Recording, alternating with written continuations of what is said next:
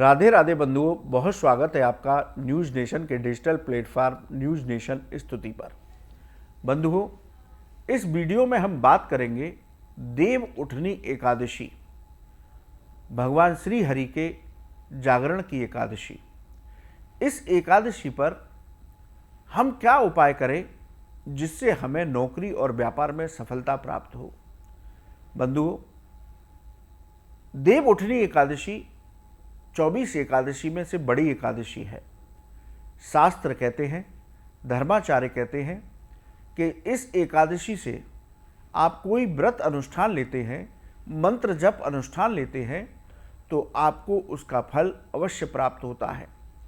इसलिए इस एकादशी से जुड़े हुए, आपकी समस्याओं से जुड़े हुए हमने कई वीडियो अपने चैनल पर डाले हैं। आप उन वीडियो को देख सकते हैं। यदि आपके जीवन में धन नहीं है तो धन की प्राप्ति के लिए उपाय है। आपके यहाँ संतान सुख नहीं है तो संतान से जुड़ा उपाय है। विवाह की बाधा आ रही तो उससे जुड़ा उपाय का अलग वीडियो है। इसी तरह जीवन की समस्याओं से जुड़ा हुआ प्रयोग हमने एक वीडियो में अलग बनाया है। और इस वीडियो में हम बात कर रहे हैं कि यदि आपकी नौकरी और व्यापार में समस्या है तो आप इस एकादशी को किस तरह से पूजा पाठ करें और किस मंत्र का जप करें जिससे कि आपकी नौकरी में और व्यापार में आपको सफलता प्राप्त हो, उन्नति प्राप्त हो। बंधुओं, कार्तिक मास परम कल्याणकारी मास है।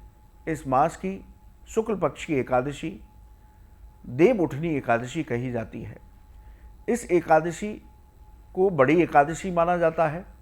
भगवान विष्णु और भगवान कृष्ण ने इस एकादशी को सबसे उत्तम एकादशी बताया, अपनी प्रिय एकादशी बताया। उन दोनों ने कहा कि जो लोग कार्तिक मास के शुक्ल पक्ष की देव उठनी एकादशी पर किसी भी मनोकामना को लेकर के पूजा पाठ, दान, मंत्र जप करते हैं, हमारी कृपा से उनकी मनोकामना अवश्य पूरी होती है और अंत समय पर हमारे वैकुंठ लोक में स्थान प्राप्त होता है। इस बार की एकादशी पर बेहद दुर्लभ संयोग बन रहे हैं। धर्माचार्यों के मुताबिक इस साल देव उठनी एकादशी पर बने दुर्लभ संयोग की वजह से जो लोग व्रत पूजा अनुष्ठान करेंगे उनको अक्षय पुण्य की प्राप्ति होगी। तो सबसे पहले आपको बताते हैं कि इस बार एकादशी का व्रत कब करना शुभ होगा और किस मुहूर्त में पूजा करें। 11 नवंबर को शाम 6:46 पर एकादशी तिथि शुरू होगी।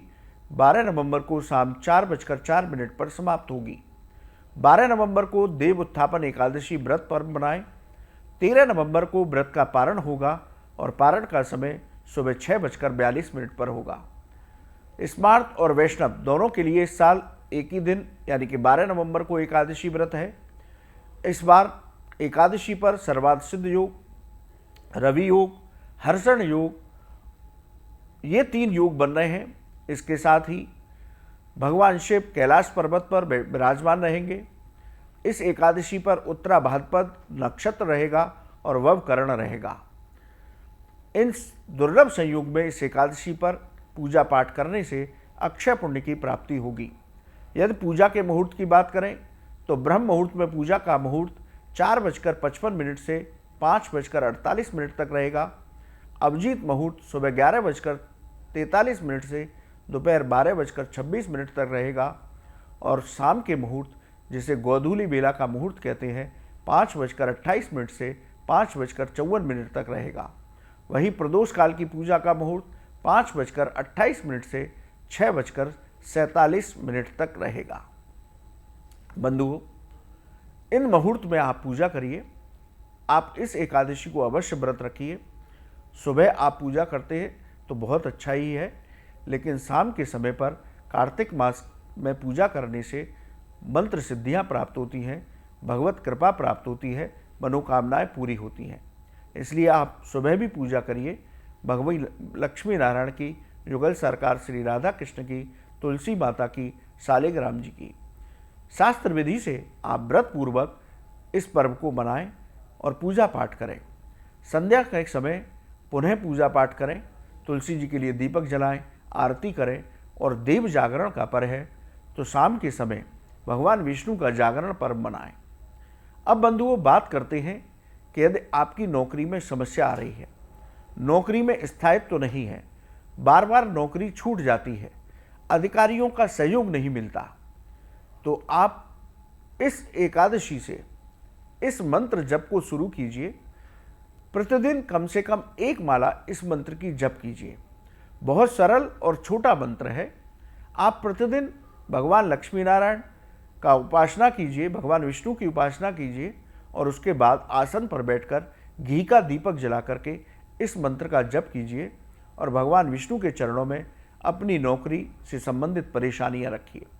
इसी तरह आपके व्यापार में परेशानी आती है, बार बार व्यापार में रुकावट आती है, व्यापार में आपका पैसा कहीं फंसा हुआ है, आपका व्यापार चलते चलते रुक गया है, किसी भी तरह की नौकरी और व्यापार से संबंधित परेशानी है, तो इस मंत्र के जप के अनुष्ठान को इस एकादशी से शुरू करके देख लीजिए किस तरह से आपकी नौकरी और व्यापार में परिवर्तन होता है, किस तरह आपको सफलताएं प्राप्त होती हैं, आपकी बाधाएं दूर होती हैं।